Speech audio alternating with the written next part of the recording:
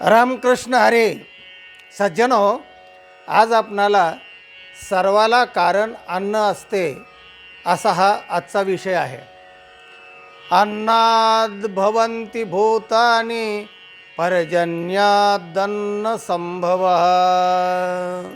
भगवद्गीता सांगते की अन्नाद भवन्ति भूतानि, सर्व प्राणी मात्र अन्नापासून निर्माण होतात.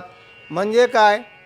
जेव्हा स्त्री आणि पुरुष एकत्र येतात, म्हणजे स्त्रियेचं रक्त आणि पुरुषाचं रेत हे दोन्ही जेव्हा सम्मिलित होतात, तेव्हा गर्भधारणा होऊन त्या मुलाचा जन्म होतो. म्हणजे या दोन गोष्टी एकत्र आल्या की माणूस किंवा कुठलाही जीव जन्माला येतो. तर हे रक्त आणि रेत कशाने तयार होतं? तर ते अन्नामुळे होतं, आणि अन्नामुळे पुढचं शरीर होतं, आणि आपल्यालासुद्धा तसंच ते शरीर झालेलं असतं. म्हणून मी अमुक रक्ताचा आहे, माझ्यात अमुक वीर्य आहे. वीर्य म्हणजे शक्ती. तेव्हा हे जे आपण म्हणतो आपला देह त्यामुळे बनलेला आहे, आणि मग तो आकार घेऊन पृथ्वी, आप, तेज, वायू आणि आकाश हे पंचमहाभूतांचं शरीर काम करायला लागतं. तेव्हा सर्वाला कारण आहे ते अन्न आहे. आणि अन्न कशामुळे निर्माण होतं ते भगवद्गीता सांगते. अन्नात भवन्ति भूतानि, भूतानि अन्नात भवन्ति. सगळे प्राणी मात्र अन्नातून निर्माण होतात. आणि अन्न कशाने निर्माण होतं? पर्जन्याद अन्न संभव. पर्जन्य पडलं की असणारे जे बी आहे जमिनीमध्ये ते उगवून येतं, किंवा ओल झाली की आपण बीज पेरतो आणि मग ते अन्न निर्माण होतं. मग आधी जे बीज एकले, बीज जे असतं ना, एक एका बीजा केला नाश, मग भोगिले कणेश. म्हणजे एक जर दाणा, ज्वारीचा दाणा खाली ओलीमध्ये पेरला, तर तो उगून आल्यानंतर 8-9 महिन्याने त्याचं एवढं कणीस निर्माण होतं. म्हणजे भले पसाभर नव्हे तर ओंजळभर दाणे एका दाण्याचे निर्माण होतात. पण ते बीज, एक बीज नासलं की त्या नाशामधून एवढे दाणे, म्हणजे एवढे बीज तयार होतात. आणि त्या ओंजळभर दाण्याची एक भाकरी तयार होऊ शकते, आणि ती एक भाकरी आपल्याला दिवसभर जगू शकते. एवढं सामर्थ्य अन्नामध्ये आहे. तेव्हा अन्न हे अतिशय महत्त्वाचं आहे. सर्व जगाला, उत्पत्तीला आणि स्थितीला दोघांनाही कारण अन्न आहे. याच्यावर एक आपण दृष्टांत पाहूया, आणि मग पुढचा विषय आपण सविस्तर त्या विषयाकडे वळूया. दृष्टांत. उद्दालक नावाचे एक महान तत्त्वज्ञ ऋषी होते.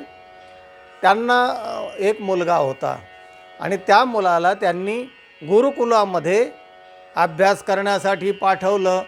कारण पित्याकडून ज्ञान ऐकणं, आईवडिलांचं मुलं ऐकतात असं नाही. म्हणजे सोनाराकडून कान टोचले की दुखत नाहीत असं म्हणतात. तसं आहे की आईवडील जरी ज्ञानी असले तरी मुलं त्यांच्याकडून शिकायला नाही मागत. तर त्यांना मग ते शाळेतच घालावं लागतं, गुरुकुलातच घालावं लागतं. त्याप्रमाणे उद्दालकाने त्या श्वेतकेतूला गुरुकुलामध्ये घातलं. तेथून सगळा वेदाभ्यास करून तो मुलगा जेव्हा परत आला, साष्टांग प्रणिपात केला वडिलांना.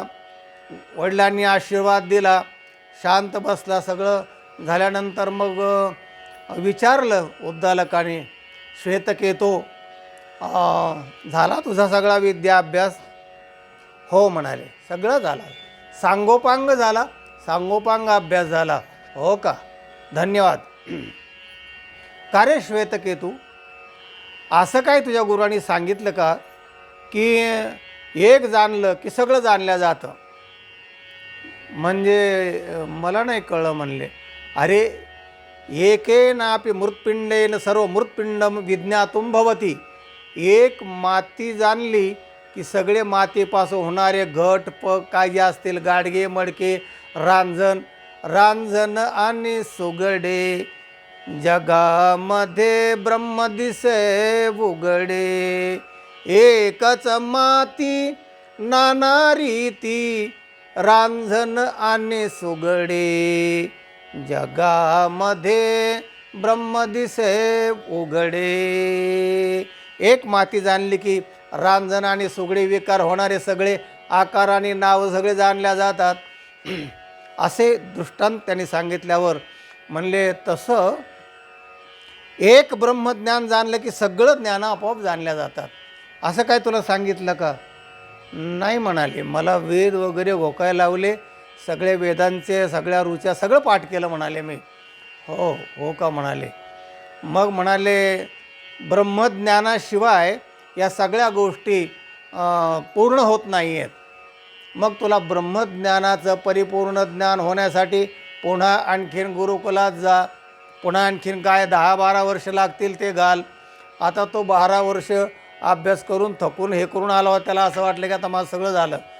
पण वडिलांनी एकच मुद्दा त्याला सांगितला की बाबा रे, हत्ती के पाव में सबके पाव. असं काय ज्ञान तुला सांगितलं का? तो म्हणला नाही. मग म्हणले परत जा. म्हणले आता परत जायचं मला इच्छा नाही. ते काय जे ज्ञान आहे ना तुम्ही जे म्हणताय ना, ते मला सांगा. माझी जिज्ञासा आहे, मला ते जाणून घ्यायचं आहे आणि तुम्हीच माझे गुरु व्हा.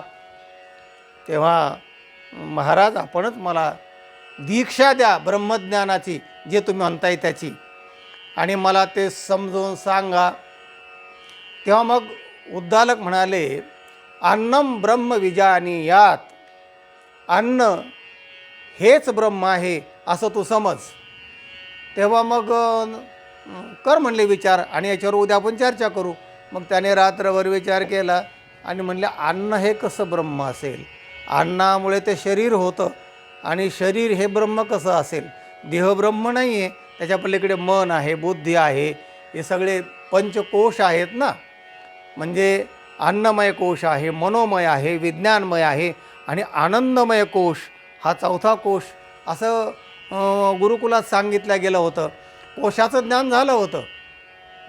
तेव्हा उद्दालक म्हणाले, बाबा रे, अन्नापासूनच सुरुवात करून मग हळूहळू त्या आनंदमय कोशापर्यंत, आनंद ब्रह्मापर्यंत जायचं असतं. तोपर्यंत या सगळ्या ज्या विद्या आहेत, तर अन्न अगोदर ब्रह्म आहे असं समजलं पाहिजे, कारण ते व्यापक आहे. तर त्याला तो मुद्दा काय श्वेतकेतूला पटला नाही. तो जिज्ञासू होता, तार्किक होता. तो म्हटला, मी एवढ्या सगळ्या विद्या पाठ केल्या, पण हा तर्क काय माझ्या लक्षात येत नाही. म्हणले मला उदाहरण सांगा. म्हणले सांगतो. तू असं कर, 15 दिवस उपवास कर, आणि 15 दिवसांनी मग आपण पुन्हा या ज्ञानावर चर्चा करू. ठीक आहे म्हणाले. आणि वडिलाची म्हणजे गुरुची आज्ञा मान्य करून, शिरसावंद्य मानून त्यांनी 15 दिवस उपवास केला आणि परत चर्चेला बसले. तेव्हा उद्दालक म्हणाले, श्वेतकेतू, तो सगळा वेदाचा अभ्यास केला ना, शास्त्राचा? हो म्हणाले. मग म्हणाले, मला ऐकव. काय ऐकू म्हणले महाराज? म्हणले ऋग, यजु आणि साम ही 3 वेद मला ऐकव. आता तो 15 दिवस भुकेने व्याकुळ झालेला असल्यामुळे तो हे आठवायला लागला, तर त्याला काही आठवायला तयार नाही, कारण तो भुकेने व्याकुळ झालेला होता. मन त्याचं काम करायला तयार नाही. आणि मग त्याने नमस्कार घातला. म्हणले, महाराज मी सगळं विसरलो म्हणाले. अशक्त आहे, म्हणजे माझं मन ते काम करेना, सगळं विस्मृती झाली म्हणले. अर्थात हे मन हे सुद्धा अन्नामुळे तयार होतं. अन्नमय जो कोश आहे ना, तर तो मन जर तयार असलं, तलक असलं, आणि ते अन्नाशिवाय तसं तरल राहत नाही. आणि मग म्हणाले, मग काय करायचं? म्हणाले, तेच तर मी तुला सांगतो आहे की बाबा रे, अन्न हे ब्रह्म आहे. अन्न पहिलं ब्रह्म आहे, इथून आपल्याला सुरुवात करायला पाहिजे. आणि मग मनोमय, नंतर मग विज्ञानमय बुद्धी, आणि नंतर आनंदमय कोशाकडे जायला पाहिजे. तेव्हा मग काय करायचं महाराज? काय नाही म्हणाले, तू आता असं कर, भोजन कर. आणि मग यथेच्छ त्यांनी भोजन केलं. आणि भोजन केल्यानंतर थोडीशी विश्रांती, 5-10 मिनटं स्थिर झाल्याबरोबर पुन्हा तो तरल झाला. हां, आता मन म्हणले वेद. आणि ते त्याला आठवायला लागले सगळे वेद भराभर भराभर. कारण मन तरल झालं आणि मग त्याला वेदाची स्मृती सगळ्या आठवायला लागल्या. कसं काय झालं म्हणले? हो म्हणले, आता आठवायला लागलं मला. याचाच अर्थ असा आहे की अन्न हे महत्त्वाचं आहे. त्याने मन तयार होतं आणि पुढची बुद्धी पण निर्णय घ्यायला क्षम होते आणि तिथून पुढे मग ब्रह्माचा मार्ग आहे. तेव्हा म्हणून समर्थाने म्हटलेलं आहे, अन्न हे पूर्ण ब्रह्म, उदर भरण नोहे जाणे जे यज्ञ कर्म. आपण तो श्लोक म्हणतो बा जेवायला लागताना, वदने कवळ घेता नाम घ्या श्रीहरेचे, सहज हवन होते नाम घेता फुकाचे. जीवन करी जीवित्वा अन्न हे पूर्ण ब्रह्म, उदर भरण नोहे जाणे जे यज्ञ कर्म. मन जोपर्यंत बलवान होत नाही तोपर्यंत सूक्ष्म ब्रह्माचा विचार होऊ शकत नाही. ते मनानंच विचार करायचा आहे ना. आणि मन हे बलवान अन्नामुळेच होतं आणि म्हणून सर्वाला कारण अन्न आहे. हा आजचा आपला महत्त्वाचा विषय आहे. तेव्हा तात्पर्य असं आहे, अन्न आणि पाणी पर्जन्याद अन्न संभवा असं भगवद्गीता म्हणते. पर्जन्यामुळे अन्न होतं, म्हणजे अन्न आणि पाणी या दोन गोष्टी शरीराला धारण करतात. याला महत्त्व ओळखा, योग्य तो त्याचा वापर करा. अन्नाची नासाडी टाळा, पाण्याची पण नासाडी टाळा. आता दुधासारखी किंमत पाण्याला पण झालेली आहे. तेव्हा ह्या दोन घटक जे आहेत ते अतिशय महत्त्वाचे आहेत.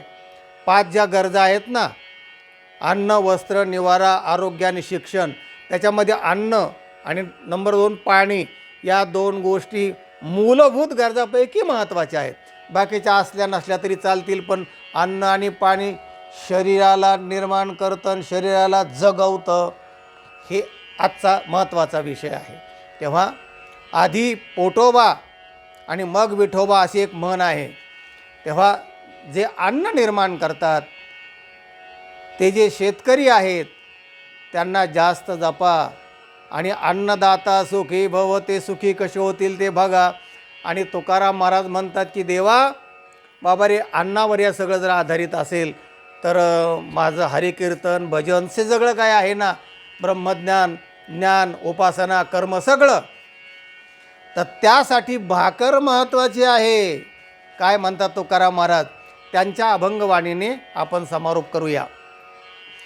भाकर ताजी हो कशिळी, भाकर ताजी हो काशिळी, दे देवा भुकेच्या वेळी, ताजी हो काशिळी, भाकर ताजी हो काशिळी, दे देवा भुकेच्या वेळी. भूक लागली की त्या वेळेला मला ताजी असू दे, शिळी असू दे. भुकेला कोंडा आणि झोपायला धोंडा. भूक लागली की माणसाला ताजी भाकर असली तरी चालते, शिळी असली तरी चालते. तेव्हा भाकरी महत्त्वाची आहे, लक्षात घ्या. म्हणजे अन्न महत्त्वाचं आहे. आजचा हा आपला विषय आहे. आणि म्हणून अन्न त्याला जपा, नासाडी करू नका, टाळा. हा त्यातला मुख्य संदेश आहे. हा व्हिडिओ इतरांना पाठवा, लाईक करा. आणि ज्यांनी चॅनलला सबस्क्राईब केलं नाही त्यांनी सबस्क्राईब करा. तुम्ही सर्व मनापासून व्हिडिओ ऐकत आहात, तुम्हाला धन्यवाद. रामकृष्ण हरी.